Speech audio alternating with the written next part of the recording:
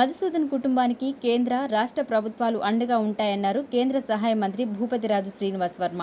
కావలిలో మధుసూదన్ కుటుంబాన్ని ఆయన పరామర్శించారు. చిత్రపటం వద్ద పుష్పాలతో నివాళి అర్పించి పహల్గాం దాడి ఉదంతంపై మాట్లాడారు. ఎలాంటి భయం అవసరం లేదని, ప్రభుత్వాలు ఆ కుటుంబానికి అండగా ఉంటాయని ఆయన భరోసా కల్పించారు. ఈ సందర్భంగా కేంద్ర మంత్రి మాట్లాడుతూ మధుసూదన్ కుటుంబానికి ప్రభుత్వాల నుంచి ఎప్పుడు సహకారం అందుతుందని తెలిపారు. ఆపరేషన్ సింధూర్ కార్యక్రమం కొనసాగుతుందని తెలిపారు. తన సొంత నిధుల నుంచి బాధిత కుటుంబానికి 5 లక్షల రూపాయల ఆర్థిక సాయాన్ని ఆయన ప్రకటించారు.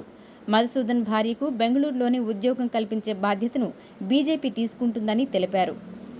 ఈ కార్యక్రమంలో బీజేపీ నాయకులు వంశీధర్ రెడ్డి, దయాకర్ రెడ్డి, భరత్ కుమార్, బ్రహ్మానందం రెడ్డి, పలువురు కార్యకర్తలు ఆయన వెంట ఉన్నారు. దేశంలోకి రావాలనుకుని వచ్చేసినాం. ఇవాళ నా భర్తను కోల్పోయినా కానీ బాధలో ఉన్నప్పటికీ కూడా మనమంతా కూడా మోడీ గారిని వెన్నంటి ఉండాలని ఆవిడ చెప్పినటువంటి మాటలు ఏవైతే ఉన్నాయో ఇది మన అందరూ కూడా అభినందించదగినటువంటి విషయం. సార్, మమ్మల్ని సంఘటన జరిగిన నాటి నుండి దురదృష్టకరమైనటువంటి సంఘటన జరిగింది. అనేక మంది మా స్నేహితులు కూడా ఈ మధ్యకాలంలో వెళ్ళొచ్చారు సంతోషంగా. దురదృష్టం మేము ఉన్నప్పుడు జరిగింది, బాధ ఉంది.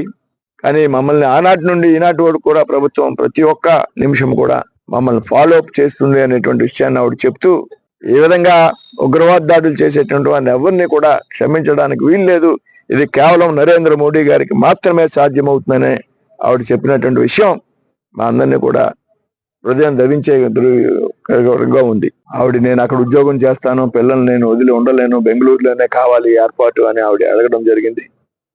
తప్పనిసరిగా బెంగళూరులో ఆ అమ్మాయి ఇంజనీరింగ్ సీటుకి సంబంధించి పూర్తి బాధ్యత భారతీయ జనతా పార్టీ తరఫున మేమంతా కూడా స్థానికంగా ఉన్నటువంటి నాయకులు నేను తీసుకుంటాం.